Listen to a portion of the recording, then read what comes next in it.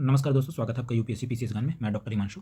दोस्तों ये एक टॉपिक है इंटरनल सिक्योरिटी का, जैसा कि आप देख सकते हैं। तो ये इसका जो मेन पर्पज़ क्या है कि हम लोग इसको 5 से 10 मिनट के अंदर एक टॉपिक को कवर करेंगे, उसको पूरी अच्छे से समझ लेंगे। आप जब इसको दोबारा पढ़ेंगे तो आपको ये समझ में आ जाएगा कि आपको क्या-क्या पढ़ना है और कैसे अप्लाई भी करना है आपको। बाकी अगर आप देखेंगे तो जो यूपीएससी है वो उसमें हर साल कितने क्वेश्चन पूछती है, मिनिमम 45 मार्क्स का और मैक्सिमम 50 मार्क्स का आउट ऑफ 250। और वहीं अगर आप यूपी पीसीएस का देखेंगे, यूपी पीसीएस का मार्क्स देखेंगे तो 200 में हमेशा यूपी पीसीएस मिनिमम 50 से 55 मार्क्स का क्वेश्चन इससे पूछती है। कहाँ से? इंटरनल सिक्योरिटी से। तो अगर आप यूपीपीसीएस के लिए कर रहे हैं तो आप देखेंगे कि 1/4 क्वेश्चन 200 मार्क्स में से सिर्फ एक सब्जेक्ट, एक टॉपिक से आ रहा है जिसका नाम है इंटरनल सिक्योरिटी। और इसके जो क्वेश्चंस होते हैं वो बहुत ज़्यादा प्रिडिक्टेबल होते हैं इन नेचर। तो अब अगर आप अच्छे से कर रहे हैं तो आप बहुत ज़्यादा गेन कर सकते हैं। देखते हैं हम लोग एक पहला ही अप्सपा एक टॉपिक है अपना, उसके बारे में पढ़ेंगे कि अप्सपा क्या है। 1958 में लगाया गया, came into force in the context to increasing the violence in the north eastern state which the state government found difficult to control. जब स्टेट गवर्नमेंट खुद से कंट्रोल करने में असफल हुई तो गवर्नमेंट ने एक ये लाया, अप्सपा नाम का एक एक्ट लाया, जो कि नॉर्थ ईस्टर्न स्टेट्स में वायलेंस को कंट्रोल करने का एक मेजर था। इसके जो प्रोविजंस हैं इसमें देखिए अलग अलग सेक्शंस लिखे हुए हैं कि हर एक सेक्शन का एक अलग प्रोविजन है। 3 4 5 6 ये 4 जो सेक्शंस है सबसे ज़्यादा इंपॉर्टेंट है। तीसरे वाले में सबसे पहले ये डिफाइन करता है कि what is disturb area. Disturb area which are more vulnerable and area which are more prone to be a part of the AFSPA. तो इसमें वो बोलता है कि ऐसे एरिया जो कि गवर्नमेंट यूनियन टेरिटरी के जो एडमिनिस्ट्रेटर हैं या तो सेंट्रल गवर्नमेंट जिनको डिस्टर्ब एरिया डिक्लेयर करेंगे उसमें ये लगाया जा सकता है। और उसके बाद सेक्शन 4 क्या बोलता है कि ये देता है आर्म फोर्स को पावर देता है किस चीज़ का, कि आप अरेस्ट कर सकते हैं, सीज कर सकते हैं without warrant and use forces. मतलब आप किसी को अरेस्ट कर सकते हैं, सीज कर सकते हैं जहाँ पे आपको वारंट की जरूरत भी नहीं कर सकता है और फोर्स भी यूज कर सकते हैं। सेक्शन 5 क्या करता है कि 5 से ज़्यादा लोग कहीं भी डिस्टर्ब एरिया में एक साथ एकत्रित खड़े नहीं हो सकते।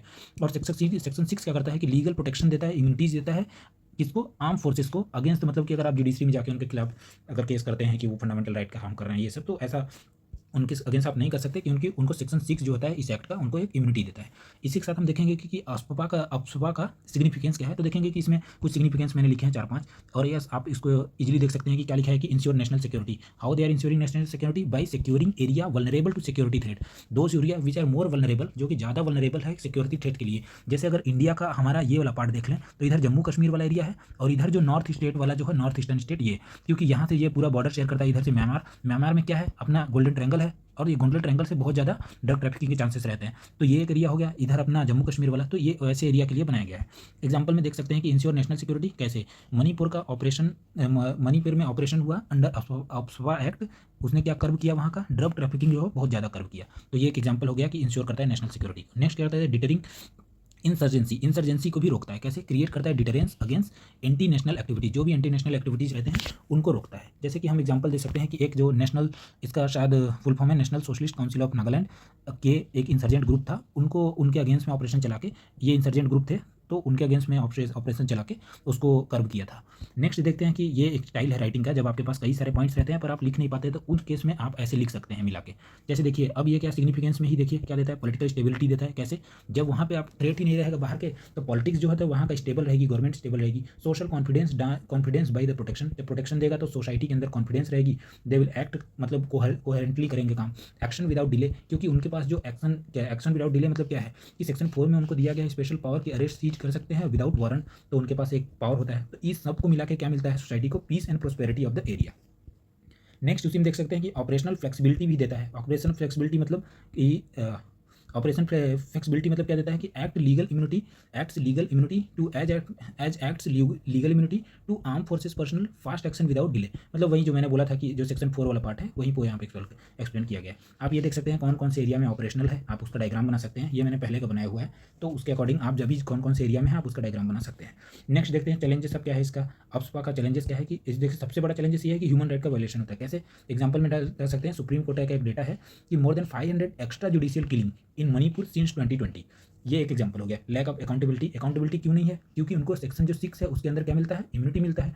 तो the provision of the immunity under section 6 contributes to culture of the immunity. अब यहाँ पे कल्चर ऑफ इम्यूनिटी डेवलप होता है जब उनको इम्यूनिटी यहाँ पे मिला हुआ तो इसलिए ये लैक ऑफ अकाउंटेबिलिटी हो जाता है उनके अंदर। रिस्ट्रिक्शन ऑफ फंडामेंटल राइट, कौन कौन से फंडामेंटल राइट को रिस्ट्रिक्ट करते हैं वो, right to form an association किसके अंदर, आर्टिकल 90, राइट टू लाइफ 21, वहीं किसी को भी किलिंग वगैरह की वजह से भी ये हो जाता है। उसके बाद सिक्योरिटी ऑफ द पर्सन, मतलब डिटेंशन वगैरह कर सकते हैं विदाउट वारंट, तो यहाँ पे आर्टिकल 22 का भी वायलेशन होता है।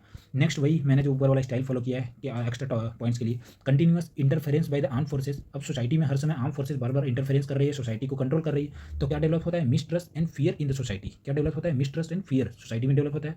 तो सोसाइटी के जो लोग रहते हैं उनको क्या लगता है, alienation of the local population को लगता है कि we are not from here, we are outsider, और उससे क्या होता है कि chaos and instability in the society. अगर आप ऐसा लिखना चाहें तो लिख सकते हैं, नहीं तो ऐसी को एक एक करके लिख के एग्जाम्पल दे सकते हैं। नेक्स्ट क्या आता है, साइकोलॉजिकल इंपैक्ट्स भी पढ़ते हैं।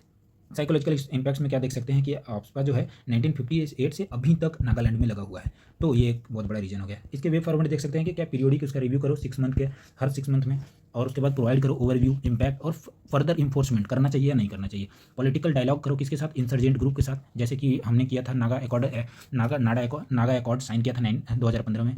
बीपी जो जस्टिस बीपी जीवन रेड्डी कमेटी था, उन्होंने क्या रिकमेंड किया कि repeal of the AFSPA and replace with human legal framework.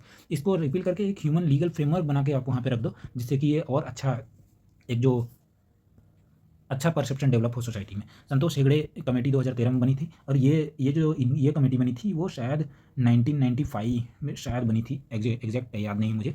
Fixing time frame, ये क्या बोलता है, संतोष हेगड़े कमेटी 2013 में बनी, उसने क्या बोला कि fixing time frame of the 3 months for the central government to take action the extra judicial killing. अगर कोई भी एक्स्ट्रा जुडिशियल किलिंग होता है तो 3 मंथ के अंदर सेंट्रल गवर्नमेंट एक्शन ले सकती है, ऐसा टाइम फ्रेम बनाओ। पंक्षी कमीशन क्या बोलता है कि localised emergency propose localised emergency provision, एक लोकलाइज्ड इमरजेंसी प्रोविजंस बनाओ ऑप्सपा की जगह पे। और उसके बाद देख लेते हैं हम लोग कि सुप्रीम कोर्ट का क्या ओवरव्यू है इसके ऊपर। तो Nagaland people move of human right versus union of India 1998 में सुप्रीम कोर्ट ने क्या बोला कि ये कॉन्स्टिट्यूशनली तो करेक्ट है, बट एक गिव इंपॉर्टेंट डायरेक्शन, क्या, desire to consult state government, हमेशा स्टेट गवर्नमेंट से कंसल्ट करना है डिक्लेयर करने से पहले।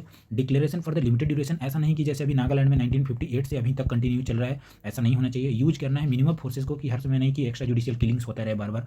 और 2016 में सुप्रीम कोर्ट ने यह बोला कि कोई भी जो आर्म फोर्सेज है they can not escape, there is no blanket immunity for their excessive use, मतलब वो कभी भी इन्वेस्टिगेशन से नहीं बच सकते। तो आप देख सकते हैं कि ये टॉपिक हमने अच्छे से कवर कर लिया है। अगर आप ऐसे टॉपिक चाहते हैं तो फॉलो करें और कंटिन्यू बने रहें।